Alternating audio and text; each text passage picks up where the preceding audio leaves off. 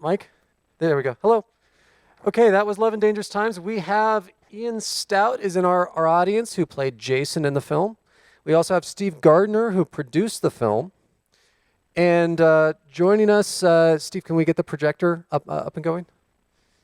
Joining us virtually should be the director, John Garcia, as well as Tiffany Groben.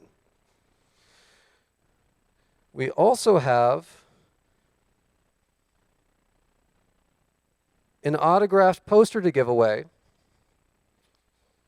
by Ian and Steve. Gentlemen, you can take one of those mics. There will be sanitizing mics between each thing. And then we also have a poster for one of you. So I think we'll have to do a mirroring fight to see who gets to walk away with this. I'm punching you, you're punching me. I'm kicking you, you're kicking me. I'm kicking you, something like that. Steve, is the projector coming up momentarily? Okay, well, we'll give it a second for Tiffany and John and Tiffany. Can you hear us? Can you hear me? Yeah, yep. Hello, Tiffany. John, are you with us as well? We're waiting for the projector to come on so that we can get you on screen. Yeah, I just realized I was muted, but now I'm not. Fantastic. Well, that was our first feature film that's officially in the festival, because, of course, last night Meeks is not in the running for prizes. So, and there we are. Hello, Tiffany. Hi. Hello, John. And Hey, everyone. Hey, Tiff. So this is the crew that made Love and Dangerous Times. Hello also to everyone who is joining us via live stream online from all over the world. And to those of you in our audience here, thank you for being with us today. Love and Dangerous Times. What made you want to make a film about the COVID pandemic while we're all just trying to cope with the COVID pandemic? Yeah, I think that was our way of coping. I think it was for I don't want to speak for everybody, but I think I felt like all of us in some way were like, hey, I want to keep my mind busy. I want to keep my artistic sort of creativity flowing, during this time, while we have, all these unknowns going on in our world, So, me and Ian coming together and writing the script and then putting together a crew, all of it felt very much like, at least for me, like I need to do this right now. It's my way of coping with whatever's happening, and during those early days of the pandemic, at least for me and like a lot of people in my community, there was just, and for a lot of people, there was like a lot of unknowns. What does this really mean? So we're kind of learning about it and putting it into a film at the same time, and then of course, once Steve came on board and then Tiffany and everybody else, it just sort of melded into a really like, just a really like, just beautiful process, all of us coming together to make this thing, during this time. So for our audience, there's microphones there and there. If you have a question for anyone, feel free to walk up and we'll make sure that you get heard by Tiffany and John and Ian and Steve up here. Was this where is this film shown? Have you all done any screenings, or was this a world premiere? This is the world premiere in a festival on a big screen. This is fantastic. This is so thank you for that. Well, John and Tiffany, sorry you couldn't be here to experience that in person, but you did get an ovation at the end of the film, and I did hear laughs throughout the film. So hopefully those were good laughs. Yes, Steve was sending me a report. Anytime anybody laughed, or anytime anybody like cried, I got like a text from Steve. So thanks for that. Well, and this is doubly important for Steve as well, because even though you're no longer based here, Steve, you're from Klamath, right? Yeah. Can you hear me okay? Yeah, I graduated KU in 95, moved to Portland, and been working on film and music ever since. So this is kind of a bizarre full circle for you, coming back home to have a film that you worked on world premiered in your hometown of all places. Yeah, it's weird to have it come full circle because it's played a lot of virtual festivals, but to have it play in my hometown on the big screen in a theater I grew up in, it's pretty surreal. It comes full circle. It's cool. Fun to actually see a film in a theater with an audience too, right? We've been kind of void of, and maybe that fits in with the overall theme of the film too. We've all been kind of void of that for a long time. But maybe not so much in Klamath. Our numbers have been low, but I know Portland, like it's been a long time since you were actually in a theater to see a film, right? It's been a good minute. So our actors, Tiffany and Ian here, your experiences in making this film, making a film about COVID during COVID with all of the added difficulties that brought. And Ian, I know you were also involved in writing the film too. Just let's get a sense of your experiences of making this and how maybe that was a different process from some other projects that you've worked on. Yeah, it's a little weird when I saw Tiffany pop up on the screen, and I'm Tiffany. We gotta stop meeting this way, virtually. This is ridiculous. But it was just like everything came back. Like I don't know, 90% of the movie was filmed this way with Tiffany and all the other actors. It was me, John, and Steve in a very small room filming for what did we say, 22 days? 22 days. Yeah, and when we finally got Tiffany on set towards the end. And we were all getting to like be in a room making movies in a room together again. That's when it really started to feel like, yeah, we're making a movie. It's going to be a real movie. And I don't know. It's been an interesting process.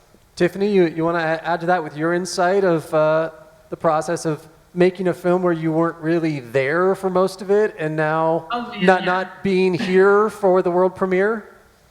Yeah, I mean, it was really interesting. It was at pretty much the very beginning of the pandemic. So it was a very unsettling, scary time. And it was a really great outlet, I think, for all of us. And yeah, getting to do it from my own home was really interesting, because obviously I'm used to doing acting work outside of my home. I'd never done lighting or sound before, so they helped me a lot with that. Ian brought over a bunch of stuff and left it at the bottom of my apartment building. And then when he left, I would go down and get all of that stuff. And yeah, it was a really interesting experience. And then finally getting to meet in person for our in-person scenes. I think it was one of the last days we were filming. It was really exciting to get to be with everybody in person for that day. Social distancing still, of course. So was rehearsals done via Zoom and all that then between you and Tiffany for rehearsals? You were never in the same space in preparation? For most scenes, we would meet 15, 20 minutes before, kind of rehearse over Zoom a few times while they were setting up camera, and then we'd head on in there and then run the scene. John would grab the phone and give Tiffany direction and, pull me aside, give me direction, then we go again. So yeah, that was pretty much the process. Okay. We have a question from the audience over here. Yeah, hi.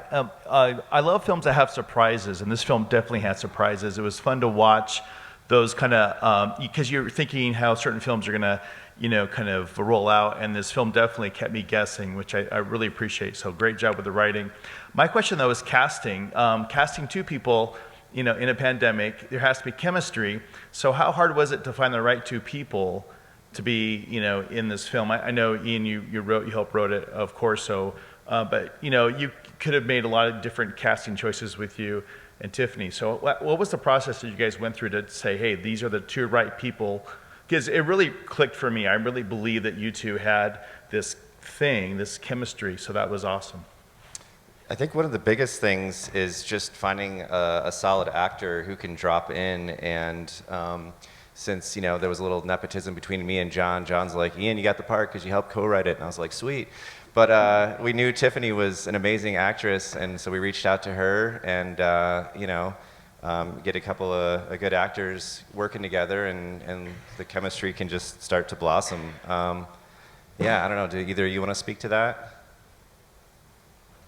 Yeah, I mean, we'd always wanted Tiffany, and I asking anybody, I felt kind of strange asking people to work, during that time, that's why I didn't want to post about it on social media. I don't know. It's just I felt like asking people to make art, during that time felt a little strange. I knew that you knew Tiffany, right? So we were trying to work with people that we knew, right? People that we had, some sort of relationship with, but I'd never met Tiffany, and I'd only seen her in an actor showcase, and I thought she was great. And I knew you, Ian, because we had acting classes together and we were already friends, so yeah, there was sort of like, I wonder, I don't know, I've seen this person on stage, I haven't seen them on screen, let's see what happens, and then, but yeah, I was like kind of, I was wondering how it would go, and then when I saw them, I think the first time I saw them actually work together was our first day of filming, seeing with the two of them, and so, and I felt like there was a connection like right away, between the two of them, and I remember we're doing the scene and kind of looked at Steve and we're like, oh yes, we did good, we made the right choice and everything's working well. So yeah, I guess answer is, we didn't really know, and I guess you don't really know until you start rolling with it, and we got lucky, we found the right people.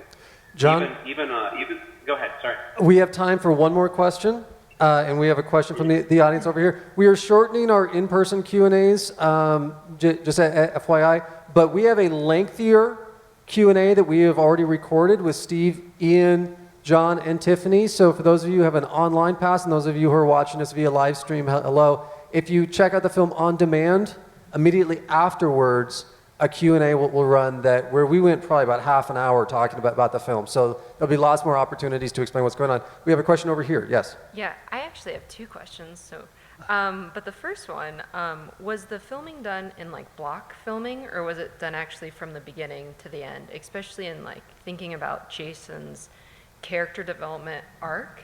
I'm curious about that, because that could be really hard to sort of jump into a scene further on when he's more progressed, I guess. But then the second part is the awkward humor, I guess I want to call it. How was that filming that, and then was there improvise? Because that really sort of makes the film more genuine or authentic, and really comes across that yeah, these two people are imperfect, and it helped with their connection, in my opinion. So if you could speak on those two things, I'd appreciate it. Yeah, definitely. Who wants to? I'm happy to. Ian, you should go Okay, first, I'm going. Yeah, we were lucky enough that we were able to shoot most of it in order.